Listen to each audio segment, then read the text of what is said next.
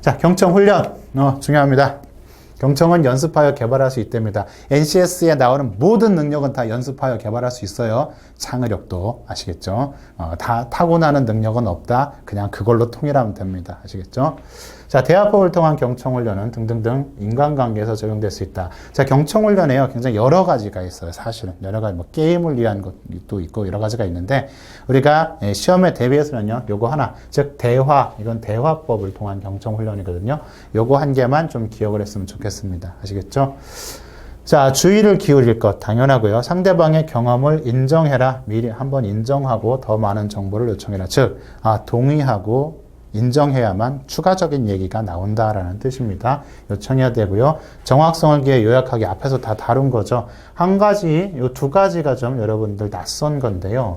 개방적인 질문하기라고 되어 있는데, 개방적 질문이 도대체 무엇이냐라고 되어 무엇이냐면, 질문은요, 크게 개방형과 폐쇄형 질문이 있어요. 아주 간단한 예를 하나 들어볼게요. 자, 이런 거죠. 예를 들어서 이랬어요. 지금 고객님 성함이 김소영님 맞나요? 라고 물어봤어요. 이것은 바로 폐쇄형 질문이에요. 폐쇄형 질문은요, 상대방에게 구체적인 어떤 내용들을 직접 듣는 것이 아니라, 네, 아니요 정도로 말을 하도록 질문하는 것, 이것이 폐쇄형 질문이에요. 폐쇄형 질문의 특징은 뭐냐면요. 더 이상 대화가 이뤄나가기 힘들죠. 또 한 가지는 뭐냐면요. 의사소통의 정확성을 담보하기 어렵다라는 측면이 있어요. 예를 들자면, 내가 아닌데, 김소영이가 아닌데, 김소영인 척하고 가가지고 뭔가를 하려고 해. 그럴 때, 김소영님 맞으시나요? 라고 물어봤어요. 하면 어떻게 돼요? 당연히, 네. 라고 이야기할 겁니다. 그렇기 때문에, 요거는, 특히 병원 같은 데서는요, 그 환자한테 김소영님 맞으세요라고 물으면 큰일 나요. 이거는 환자들 약간 오락가락 하는데 그냥 무조건 네 하는 경우가 있기 때문에 잘못 가면 큰일 나거든요. 그래서 폐쇄형 질문은 그렇다라는 거고요. 개방형 질문은 무엇이냐면 내가 얻고자 하는 구체적 정보가 그 사람을 통해서 나오도록 질문하는 거예요. 그럼 어떻게 물어봐야 돼요? 성함이 어떻게 되시나요? 라고 물어보는 거예요. 그러면은 성함이 어떻게 되시나요? 물어보면 저는 김소영입니다. 라고 대답하는 것, 이것이 개방형 질문의 대표적인 사례입니다.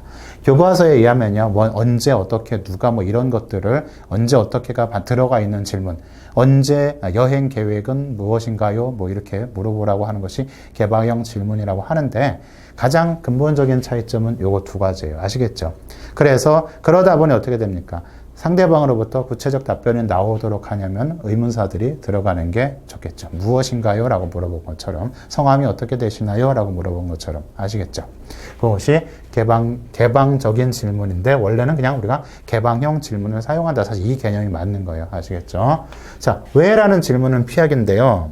이게 우리가 알고 있는 그 왜가 아니에요. 한마디로 말하면 지적 호기심을 발휘한 왜가 아니고요. 이거예요. 아무개 씨, 혹시 저녁에 시간 되세요? 라고 물어봤더니, 왜요? 라고 하는 것, 요것을 말합니다. 아시겠죠? 띠리링 전화했더니, 왜 전화하셨어요? 이거죠. 한마디로 말해서, 나 너 자를래. 라고 하는 그런 화법을 쓰게 되면 이것은 경청할 수 없다. 그렇기 때문에 왜라는 질문 하지 마세요. 저 왜가 의문의 왜가 아니에요. 아시겠죠? 그것만 구분하시면 될 것 같아요. 이 두 가지만 기억하시면 나머지들은 간단하게 이해할 수 있을 것 같습니다. 아시겠죠? 경청 능력 향상. 자, 경청 훈련 방법이라고 그랬죠? 경청 훈련 방법에 여러 가지가 있는데 우리가 체크할 건 뭐만 체크하자? 대화를 통한, 그죠? 대화법에 의한 경청 훈련. 요것만 체크하게 되면요. 딴 것들은 문제 낼 게 없어요. 딴 것들은 내면 요거 두 개밖에 없어요. 개방형이냐, 폐쇄형이냐, 왜라는 질문이냐, 뭐라는 질문이냐, 이런 거. 그거 가지고. 나머지들은요, 사실은 뭐예요? 우리가 생각할 것도 없이 너무나 당연하잖아요. 그렇죠? 대화를 촉진할 수 있는 폐쇄형 질문이 아니겠죠? 대화를 촉진할 수 있는 개방형 질문 던지기, 이게 맞고요.